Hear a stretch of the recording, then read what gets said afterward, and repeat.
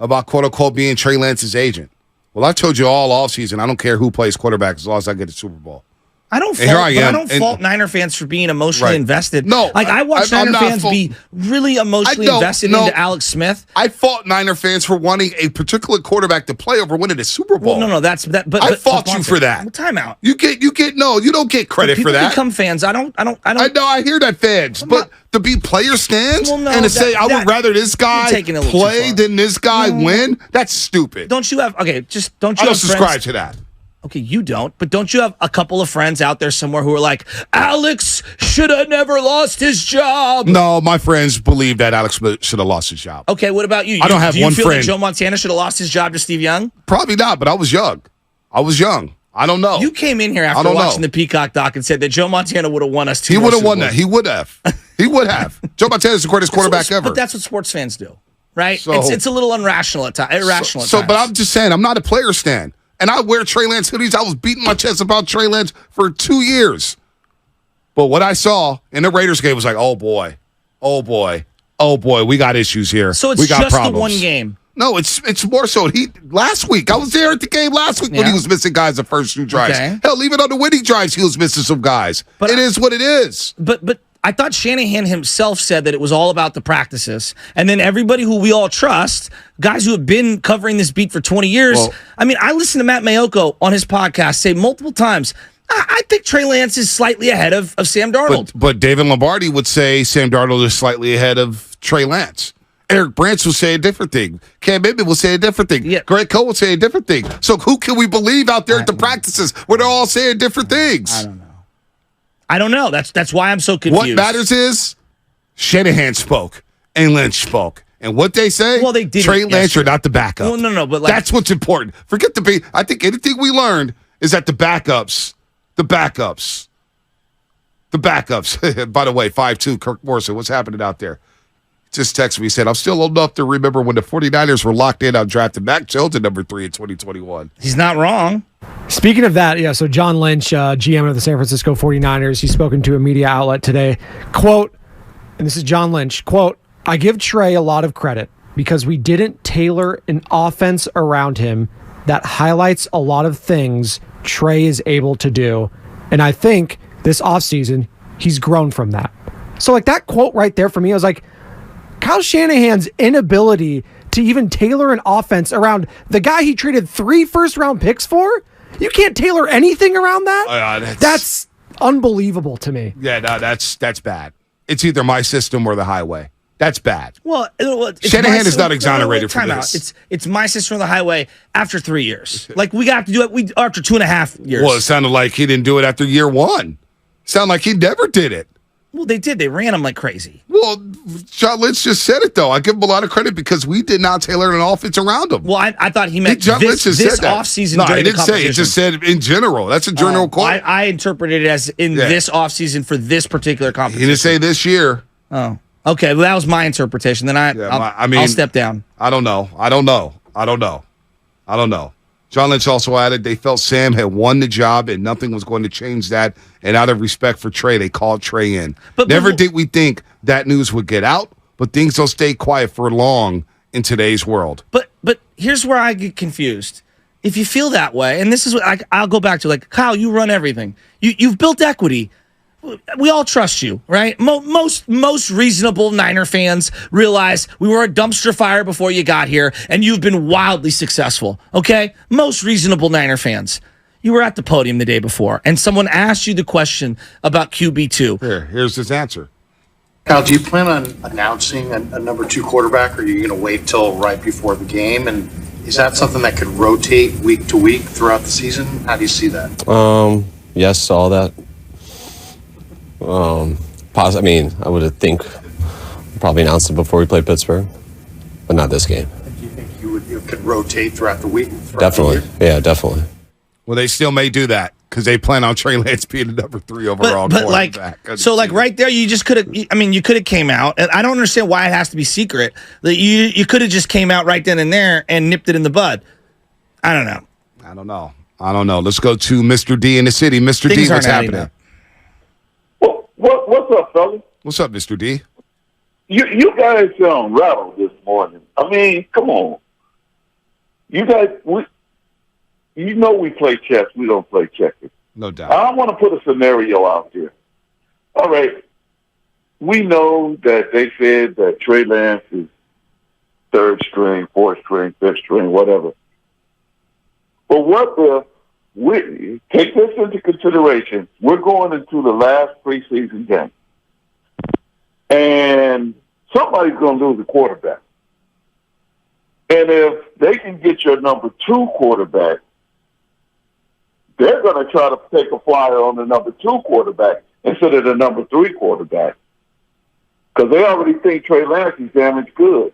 So if they can get something for Sam Darnold, they're ahead of the game. You think they're willing to trade Sam Darnold, Mr. D?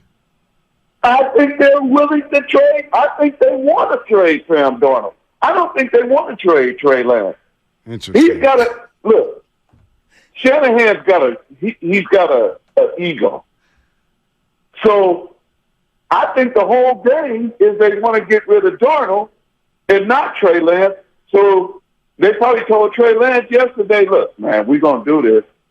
But the deal is to get rid of Darnold. But we can't get nothing from him if he's third string. But we can get more from him if he's second string. See, I don't know. So just hang in. I hear you. I hear you, Mr. D. I doubt that. But I don't think that's happening here. By the way, you're listening to 95.7 The Game, kgmz-fm in AC1 San Francisco, always live on the free Odyssey app. Download that bad boy for the best and most up-to-date sports coverage. And don't forget, you can also watch us every single day on our YouTube and Twitch streams. Sponsored by our very good friends at First NorCal Credit Union. Check them out. Just log out and search 95.7 The Game. Be sure to like and subscribe to the channel while you are there. Don't forget about the great golf event, 9/11 at Harding Park. September 11th, Harding Park. You want to be there for the 8th annual Pettinelli Charity Golf Tournament. 100% of the proceeds from this event benefit the San Francisco Autism Society.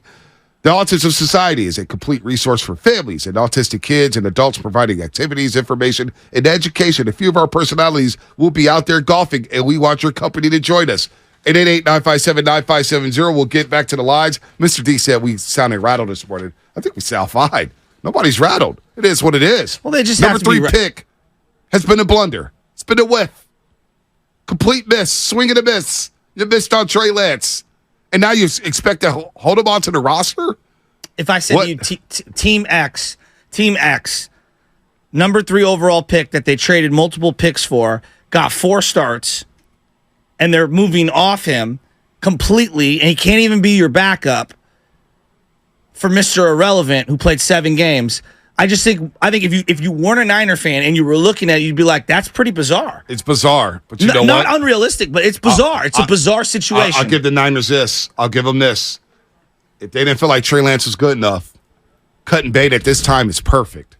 Hey, we already given the job to Brock Purdy. He's quarterback number 1. Let's not forget this. We got a starter who let this team average 32.5 points per game. And I'm bringing back C-Mac. I'm bringing back Debo, who's in phenomenal shape. I'm bringing back Brandon Ayuk, who's looking for new money. And I'm looking for George Kittle. I got him back. There's a lot going on. That's a lot of weapons right there. I know. Well, it's a lot of firepower. Sign. It's a lot of firepower. Do you guys think that Trey Lance's trade value has been diminished a lot the last 6 months? Do you think they should have? He never had any after the broken ankle. Well, no, but I'm saying if he had any, it would be in this past offseason before he even took any snaps, right? Well, yeah, but here's the problem. Because you could at least say, I haven't seen enough from him. He's looked bad in these preseason games. It had to have hurt his stock a little bit, right? Yeah, no doubt. But also the new mechanics, the foundation, the new throwing motion. People didn't know how we would respond to that. We hadn't seen it. So I don't think he had any value. The minute he broke his ankle, the value was gone. I think you could have at least gotten like agreed. A 6th or a 7th. Now it's like you got to cut him because 31 other teams already have leverage on you because you don't want him. But here's the thing. They might end up keeping him is what I'm saying. But this is the part people need to come to grips with. Like, there's money associated with draft picks. And once teams set their finances for the year, yes, is there opportunities like trading for Jalen Ramsey multiple firsts? Yeah, absolutely. Most teams, unless you're paying the bill, are not acquiring a backup quarterback when they're already, or even a third string quarterback for $10 million, even if it only costs you a 6th-round pick, because they're doing their finances and saying a 6th-round pick is not worth $10 million. Yeah, that's business. But that's business, and they wouldn't even give up Jimmy Garoppolo for that. Yeah, they kept Jimmy around. They would not cut. So Anyway, 888-957-9570. How are we feeling about Shanahan? They took the media yesterday, although he went on another station. His weekly obligations, we get that. John Lynch has gone on another station, but they both speak it out. They walked after practice yesterday, though. Didn't talk at all. We'll see them to the press. I think they'll talk to the press today. They may talk to the press today. We'll see about that. How you feeling about Shanahan right now after whiffing on this pick? Let's go to Nick in the city. Nick, what's happening? You're on the roast. Hey, Bonta and Shasky. Morning, guys. Morning. Hey, one of the things I've been hearing from you over this last week or two is just the lack of competitive developmental leagues for the NFL compared to all of the other major sports. And, it got me thinking. I think one of the things that the NFL could possibly explore to get some of these really talented young guys actual playing time is mimicking something that the European football or soccer leagues do. And they'll have their major clubhouses actually loan contracts of their team members out to other competitive leagues. Have you been texting us all week? No, not yet. I thought about it, but I've been on the road a lot. Because we've gotten this text. We've gotten this text from a lot of people. It's just not going to happen because the way the NFL views their developmental league, they don't want to pay for it. The NCAA is already doing that for them. Yeah, but don't you think it might be worthwhile for a couple of these teams, and especially the team owners, right? They have the opportunity to... Well, a developmental league would... We could get into that at a later time, but I guess the XFL and the USFL are that. No, the they have NCAA NFL is. coaches. The NCAA is, but no, the USFL and the XFL too. You got fringe players. You got former NFL coaches. You got former college coaches. The NCAA falls in that bucket. They all are. But the difference between fielding a basketball team financially and trying to field a football team, it costs a lot. That's why certain small schools can't, like St. Mary's College, they can't field a football team because they can't make enough money off it, and so it's not financially like practical. Like there's a reason why developmental league in theory sounds great, right, but they always fold. Yeah, then you break down the finances and it's hard to make the numbers work. Canada. Here we Canada. Oh, Canada. I mean, you might be closer to the right than this week than even you thought last week. Dave and El Cerrito, what's happening? Dave. Hey guys, I think he was saying that when in European soccer, you don't have to sell a guy to the lesser division. You could loan a guy in division. So the suggestion was like, okay, we can have Trey Lance go play in Tampa Bay this season, but he can't play against the Niners, blah, blah, blah. That'll never happen. Yeah, that's that'll never happen. I agreed. All that said, look, I think the draft pick isn't a good pick because he's not working out to be a good pick. But I don't look at the draft picks themselves and say, oh, my God, it's 3 first-round draft picks. They made an assessment at the time that those first-round draft picks shouldn't be any better than 25. So just start with that. It shouldn't be any better than 25. And those draft picks are expensive. And they're deciding we don't want those picks because we think we're good enough now and have to pay Trent Williams, that we have to pay McCaffrey and Ayuk and Samuel. So we don't necessarily need those picks in the future if we're good today and we have to pay Bosa. So we can get this guy and give away some draft capital and also build to the future off of this guy, then that's a win for us. But it's not like, oh, my God, it's the worst move ever because of these 3 draft picks. It's not necessarily the worst move ever. It just sounds bad because when you go watch the draft, your team isn't picking. So I think, like, getting bananas over the whole thing is just getting bananas. This team is ripe to go attempt to win a Super Bowl this year, and that should be the focus. And they're watching practice, and they're saying, hey, we trust. That's the word here. Right. Trust. Yeah. Sam Darnold can take us to that promise, and that's all this is about. And you know what? You're spot on, Dave. And whether you agree with that or not, it's okay. You don't have to agree. You do not have to agree with that. But, boy, that's what they're telling you. They're telling you that they trust Sam over Trey. They trust a guy who was a number 3 overall pick out of USC over the guy who was a number 3 overall pick in North Dakota State. You know what? It's hard for me this morning to disagree with that decision. Trey Lance just did not look ready to play an NFL game. Well, I can't believe I'm saying that. They might trust Sam over Trey, and I think I do a little. I just don't trust Sam Darnold in general. So like that's a different conversation. How many backup quarterbacks do you trust? Right, not many.